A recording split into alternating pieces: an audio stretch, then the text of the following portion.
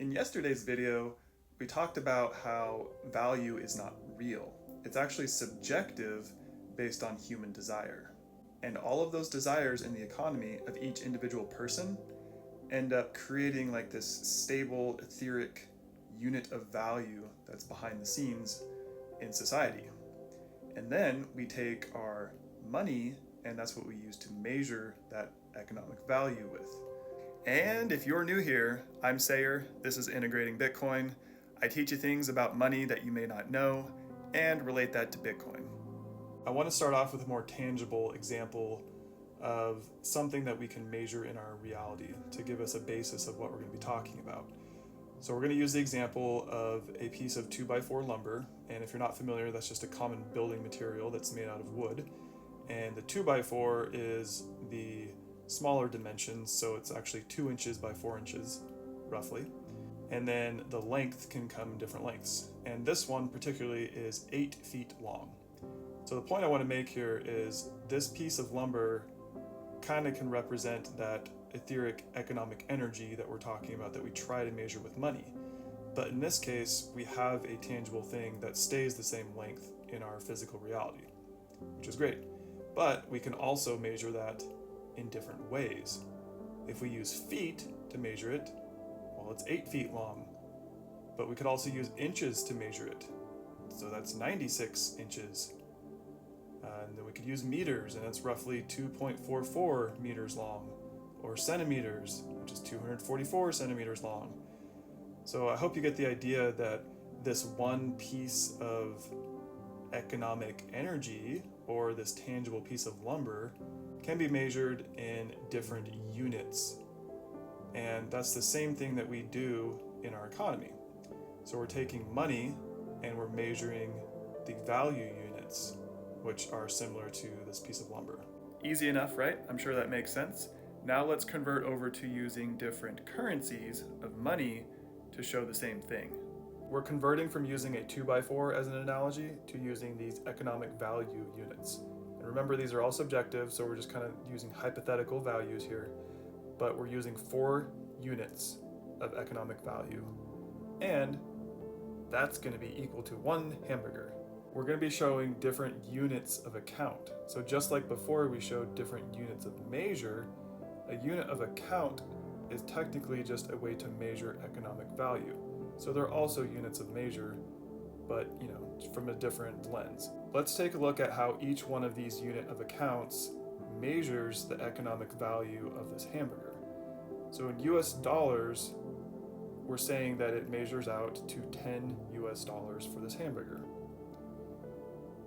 If we use pesos though, we're measuring in a different unit of account. So in today's pesos, that's around 188 pesos for the same economic value units. And for Bitcoin, I'm using Satoshis. So just like US dollars can be broken down into 100 pennies, Bitcoin can be broken down or divided into 100 million Satoshis. And we can call those sats for short. So I'm using that instead of a decimal number because it's easier for our brain to think of. If we were to use Bitcoin, the total value would be 0.0000914, which is hard to think about in actual full nominal terms when we're comparing. So I converted to sats. So these 4 economic value units in Bitcoin would cost 9,146 sats. There's a huge difference though between how our physical unit of measure tools like the foot and the meter compare to how our currency or money works, because a foot is always a foot. It doesn't change. It's always going to measure the same length of that 2x4 at 8 feet long if you have 8 feet. The difference with our unit of accounts whenever we're talking about economic energy is that our measurement tools actually change length. Every unit of account that we use will always change length. But the thing is, like, these 2 different types of units of account, they change length in a different way. So US dollars and pesos are examples of a fiat currency.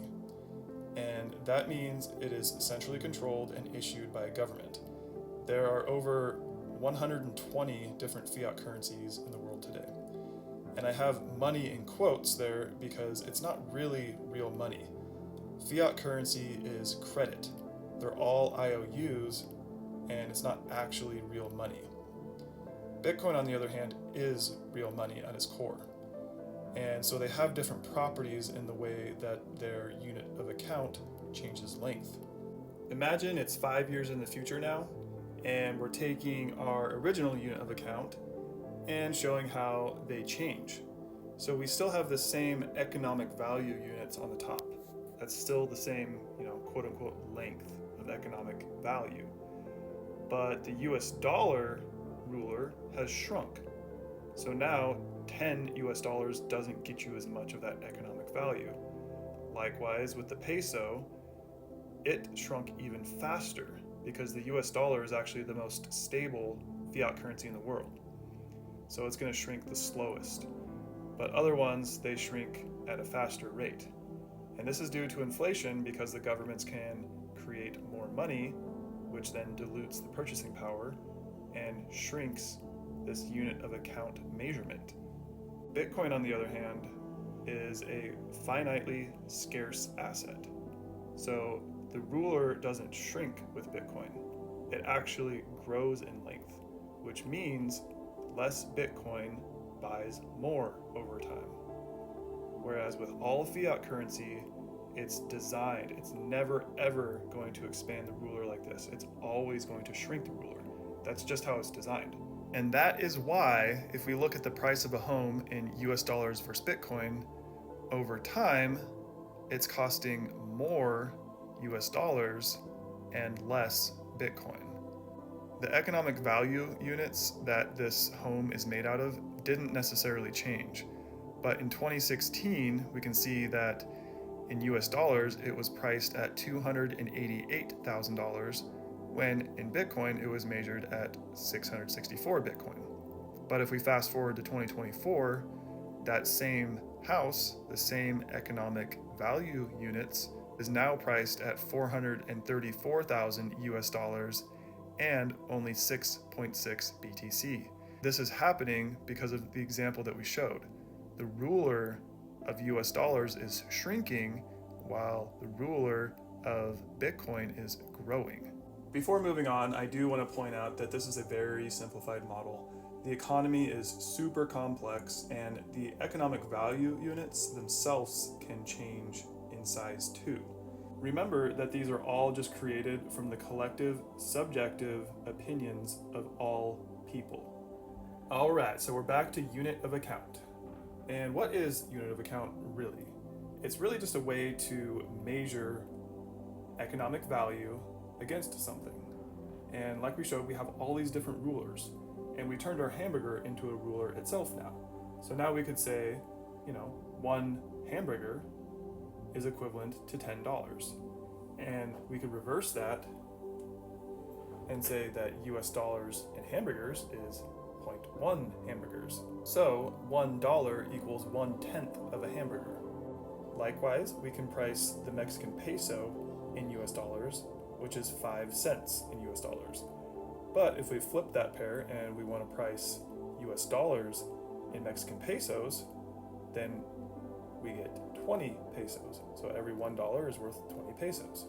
And the same is true for gold, right? Like we typically see the price of gold in US dollars. So gold, US dollars is the pair that's displaying. And currently it's around $3,350 per ounce.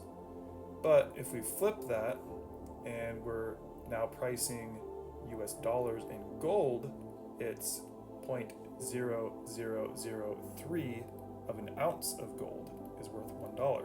The primary unit of account used in the world is the US dollar, and that's because it's the world reserve currency. So that means it's used in the United States as a local currency for that jurisdiction, but it's also used for international settlement because it's the most stable measurement tool that we have in the economy right now. Trading any other currency pair in the world is essentially a barter system at this point, because they aren't actually pegged to anything that has a real value. So there's no way to value each currency from a standard unit of measure. So basically everyone's just having to come to an agreement about the size of their ruler at the time of their exchange. By far, the majority of trading volume on the foreign exchange market for currencies is with the US dollar, because a lot of countries can't actually trade their currency for another currency because there's no liquidity to do that. They have to trade for US dollars first and then maybe transfer into another currency from there. The US dollar actually accounts for about 90% of the trades on the foreign exchange market.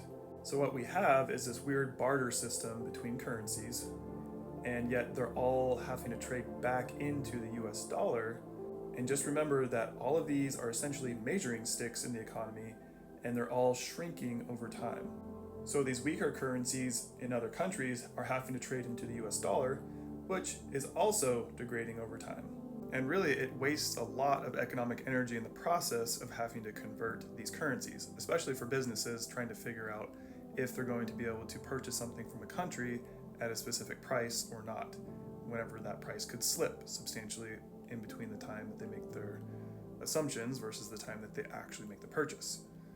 I wonder, what would the world look like if we had a system where everything was pegged to something sound like Bitcoin, where the economic value isn't leaking over time, it's absorbing over time and growing? Something to think about. But in closing, consider what ruler you would want to use to measure your economic energy with. Would you want one that shrinks over time or one that grows over time? All right, that's it for today, guys. Follow me for more content like this.